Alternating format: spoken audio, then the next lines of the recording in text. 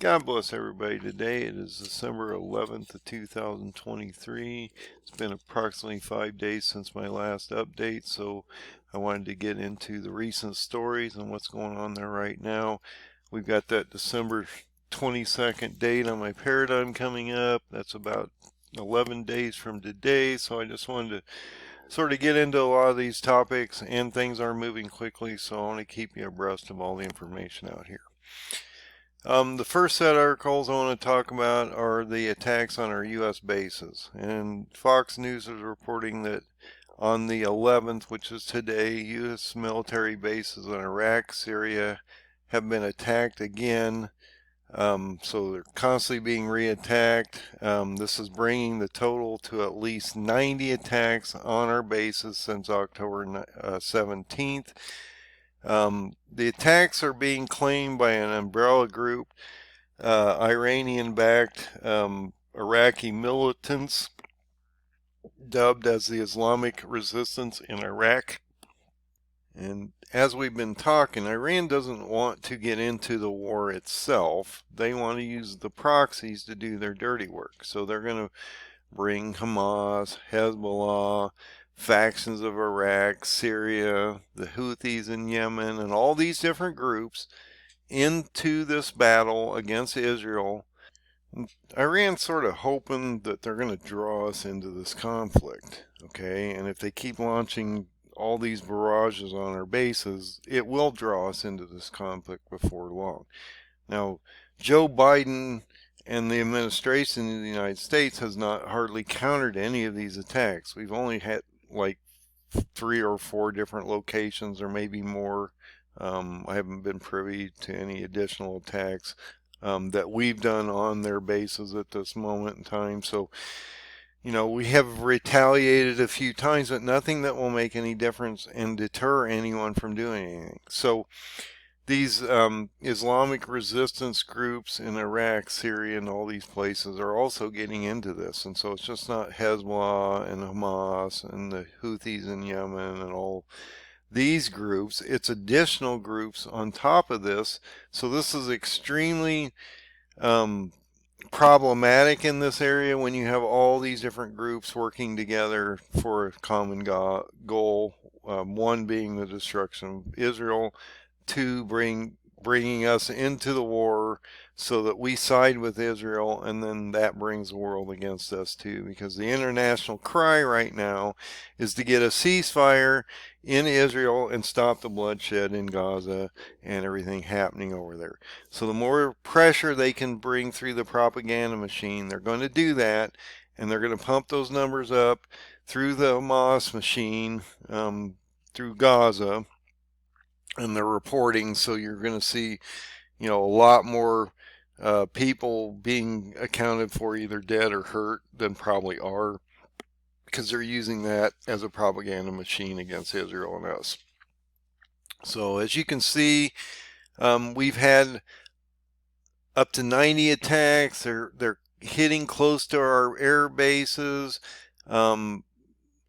We're not really retaliating on these different strikes, and so this is going to cause us a lot of problems as we move forward, and this is going to just keep ramping up because we're really not retaliating. And so if you're not bringing force down upon these groups, then they're just going to continue with their behavior, and sooner or later it will draw us into this conflict.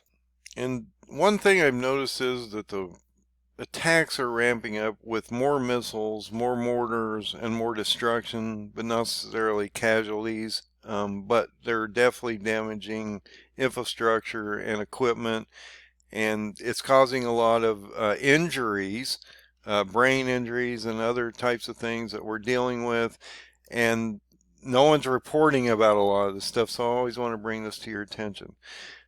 So in this article, rockets were fired towards the U.S. Embassy in Iraq in our capital's green zone. And I keep talking about this area of Erbil and different things. Now this rocket was actually fired against the embassy in Baghdad. And so multiple different areas are being hit, and we have green zones in these areas, just like we have in Erbil. We have one in Baghdad.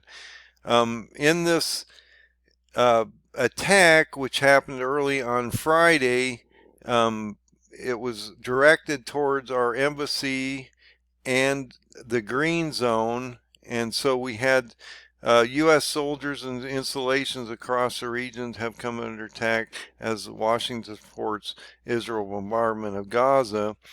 They launched 14 rockets, which basically didn't really hit a whole lot. There was some infrastructure and some basic damage to equipment, but there was no casualties. And of course the sirens went off, and we have all these different things happening over here that we need to keep abreast of, because they're just, I mean, 90 attacks since October 17th is a lot. And we're just not defending ourselves, and there's no recourse from the Biden administration, so this is just going to keep accelerating, I'm afraid, and sooner or later somebody's going to die from one of these attacks, and that should send a cry out to the administration that they should have already done something before that were to happen, but I don't see that happening. So Biden always seems to do things at the last minute or after destruction's happened, and then he tries to blame the other side for his failures. But we'll see how that works out. And that's what I mean on the ramping up of these attacks. Not only were we hit by 14 missiles, we were also hit by 7 mortars.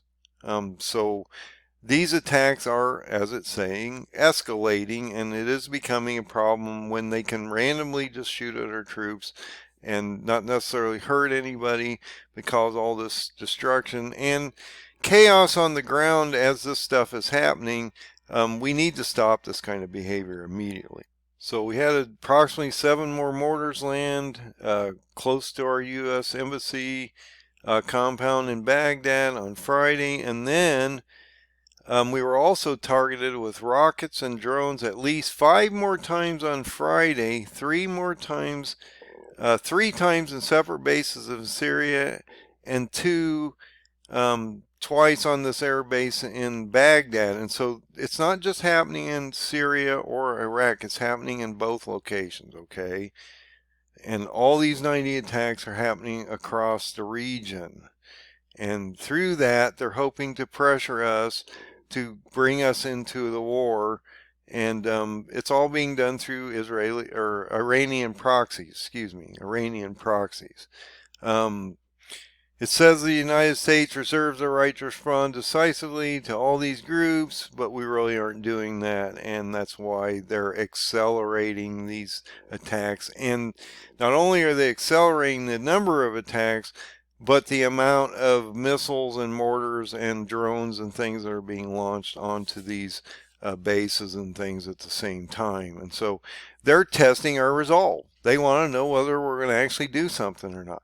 Once we finally do, that's going to bring us into the war, and we'll have to side with Israel, but that won't turn out very well based on what the Bible tells us. And so we will come to a point where we're just not an effective force over here, and I don't know how that's going to end up. It ends up bad because a quarter of the Middle East is, or a quarter of the world, mainly Middle East, is going to be absorbed into this regional conflict as it moves forward, and that's going to put a lot of our people in harm's way. And so we need to probably try to get our guys out of there, but they're not going to do that because we feel like we have to be in those regions for our own purposes. So we'll just have to see how this turns out. Now, another area that we should always be watching is the area of Azerbaijan and Armenia, because Turkey has been genociding the Armenians through Azerbaijan and his forces for some time now.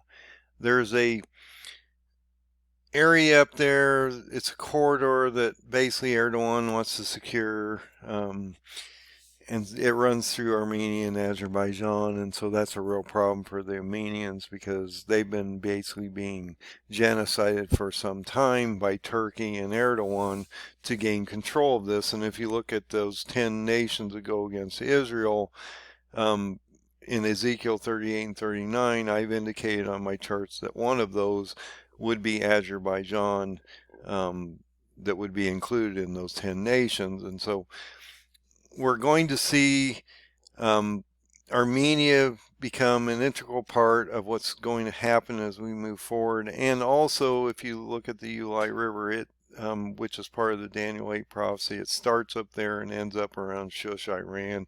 And so all this stuff is interconnected, and you need to understand the topography and the geopolitical settings of what's going on up here so that you can sort of see the whole picture. And so I try to bring you all these different areas because I think it's important that you understand that all these groups in different areas like Armenia, the Kurds, different things like this, all matter to prophecy as we move forward. And so I will constantly bring up these articles, let you know what's going on so that you can keep abreast of these things. Erdogan's not happy about this article because France is selling arms to Armenia, and Turkey doesn't want that. Erdogan is not happy about this sale. They sent them 50 armored vehicles to Armenia. That's just going to cause more problems for Erdogan and his Azerbaijan groups up there that are attacking the Armenians. Erdogan has labeled the French government's decision to supply these Armenian armored vehicles as provocation. Azerbaijan is extremely important because they will probably find a way to take over Armenia as we move forward, which is extremely important because this is a northern border group with Iran, and so there's a huge control issue there for Erdogan.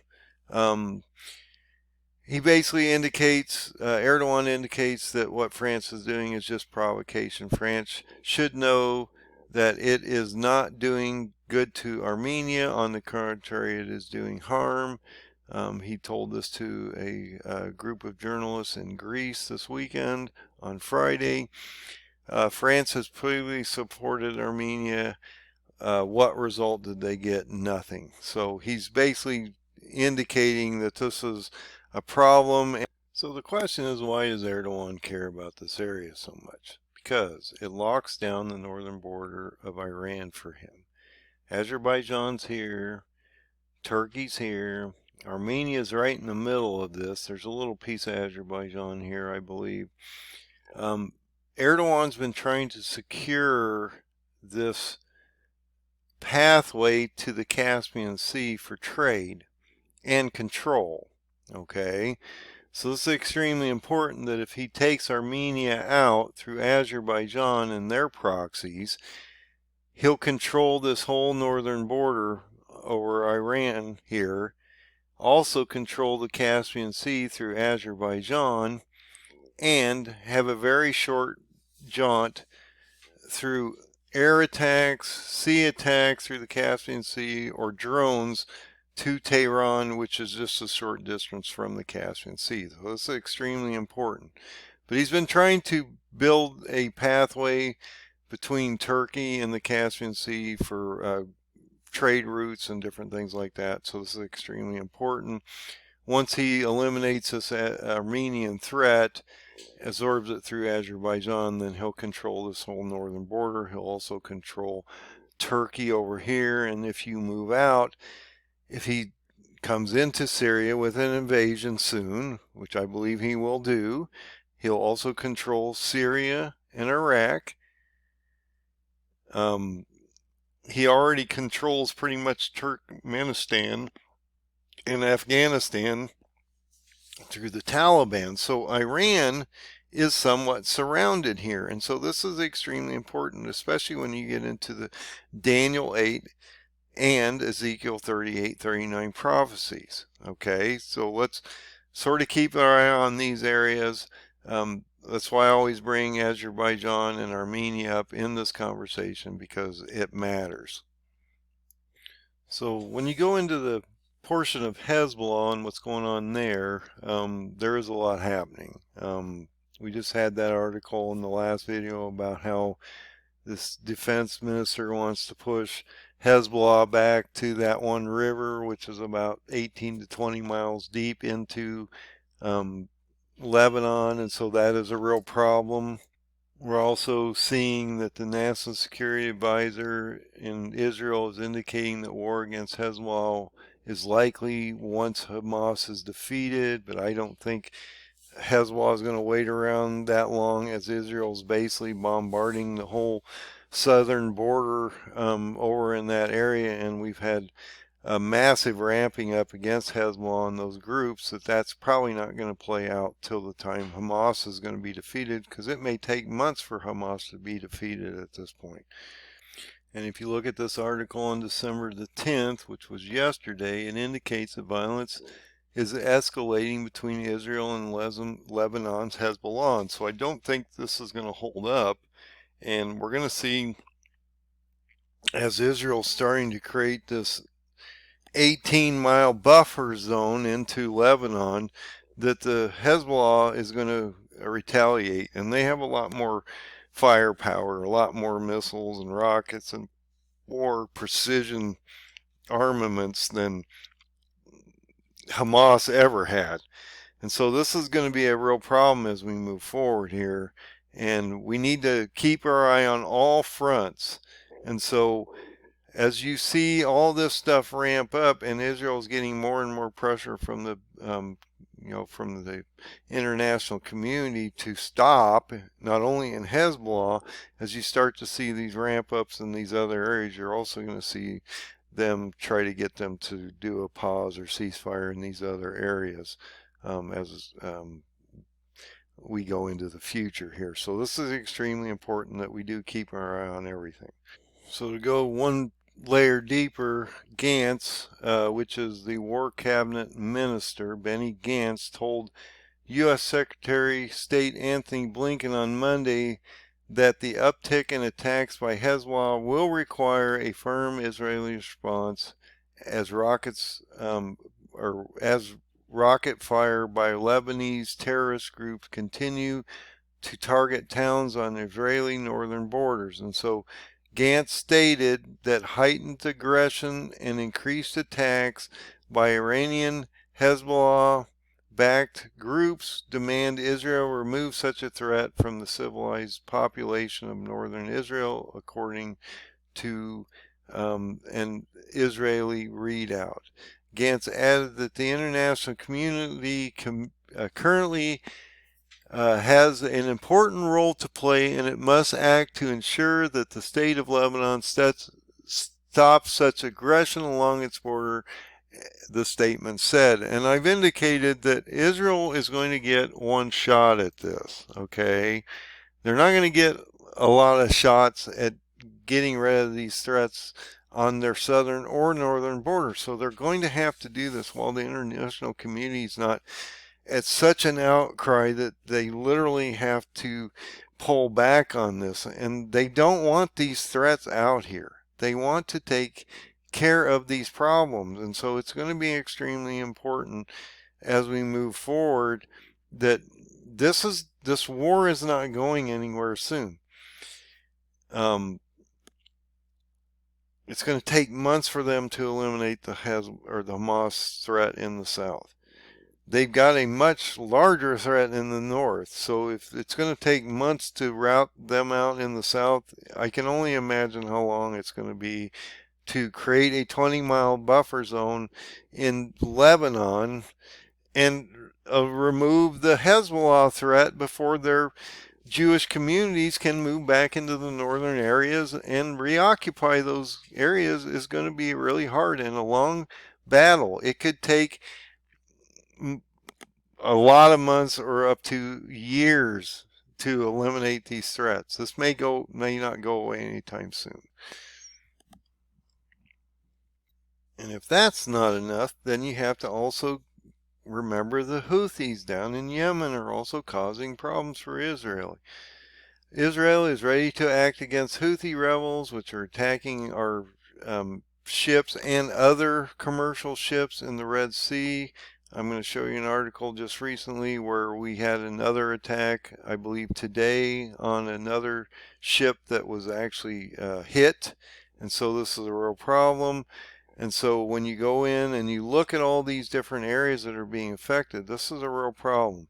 And so we were originally going to sort of control these waters up in here. We don't seem to be doing a very good job, and so Israel's coming in saying, look, if you're not willing to do anything, then we're ready to deal with this threat also. And so Israel has multiple threats, and they're basically being surrounded at this point. You know, I keep talking about the December 22nd date and a potential siege on Jerusalem. And what I mean by that is we could literally see all these groups at once literally attack Israel and Jerusalem all at the same time, potentially on the 22nd. So I originally thought it was a 10-nation Ezekiel thing, but that's not happened and isn't going to happen until Iran falls. And so we need to always watch that procession of events. Daniel 8 has to happen first. The Kurds have to align with Iran. Iran has to fall. Iran's absorbed into Ezekiel 38 and 39 because when you go into those verses in those two chapters, Iran or Persia is one of the first countries listed right after the leader of Turkey. So it's extremely important that we understand there is a procession of events. So Iran will fall first, and then 10 nations will form against Israel, attack them, and in my opinion will be destroyed by a sixth seal event. Since I've been saying for some time I believe Erdogan is the white horseman of Revelation, and he is the first seal that will bring a quarter of the world into war in the Middle East. And here is the article I was talking about, how the Houthi missile strikes a merchant ship in the Red Sea. This occurred today. It actually hit the vessel, and I believe it caused damage, caused a fire on board, and so there was no casualties, but the Houthis are getting more brazen with their attacks, and so it's causing more problems in the Red Sea. And like I keep telling you, if you have more and more problems and they start shutting down these straits, then it's going to eliminate transportation systems through these areas. And so they're going to have to move grains and oils and other different things around these areas. That's going to bring prices up. OPEC's in the process of trying to cut supply so they can bring price up because it's been dropping. And so OPEC wants fuel at around $90 to $100 a barrel. And they're not getting that even with deep cuts because the global economy is shutting down and nobody's really needing fuel except for war. And so when that happens, demand drops, prices drop. But when you have geopolitical strife, that causes problems where you shut down regional transportation systems or straits through different geopolitical or geographical areas. That causes all kinds of problems because they have to ship the stuff around continents and not through these straits, and so that forces prices to go up. If you had geopolitical problem over in the Middle East that causes this to escalate into a regional conflict, then it'll immediately see a spike in fuel and oil. So this is extremely important that we keep our eye on all these different articles and different facets of what's going on here because they all affect us all over the globe. You know, when the Middle East is under war like this, it's going to affect prices of fuel and regional grains and things that are moving through here, and so that hyperinflates these things over time. So in this last article, I wanted to bring this up because I think this is probably one of the most important articles out here. I know there's a lot going on, but these kind of things I think really matter to the global community. And when our president comes out and Joey says that he is a Zionist, during a Hanukkah event and promises continued military assistance to Israel. And I noticed the other day they sent them like 13 to 14,000 artillery shells that they had to bypass Congress to do this, because Congress can't seem to get anything going on and get assistance to either Ukraine, Israel, or anything passed at this moment in time due to our problem down in the border, southern border. They're requiring the Democrats to finally secure the border, or they're not going to give up this assistance. And we've seen a huge inflow of migrants at this moment in time on the southern border. So it's a real problem down there. And the Biden administration isn't addressing this. And so they're cutting back on all these military support for Ukraine and Israel. And so Biden's bypassing a lot of this, and they're sending Israel these artillery shells, approximately 13 to 14,000 of them. But when Joe Biden comes out and says he's a Zionist, this is a problem for the Muslim community, especially for like Erdogan, which is not happy with Joe Biden anyway. I posted articles in prior videos where Erdogan thinks Joe Biden is of Kurdish descent, and this is a problem since, well, Turkey's genociding the Kurds. He's not a big fan of Joe Biden's anyway. And so when he comes out and says, I'm a Zionist, and stands for support of Israel, and Erdogan thinks that Israel's genociding the Gazans down there, I'm guessing that's probably not going to go over very well. And this will ripple through the Muslim community, because when he says stuff like this, the Muslim community pays attention, because now Joe is standing toe-to-toe with Israel, even though he's not really supporting them in a lot of ways. And they finally had to fold back and say, you know what, there's no real time zone on this takeover Hamas. We're going to have to step back and let Israel run this war. Joe's not been creating a lot of fans over here, and Erdogan's not a big fan anyway. And so when he comes over and says things like this is causing all kinds of problems in the global community. And so we need to keep an eye on this.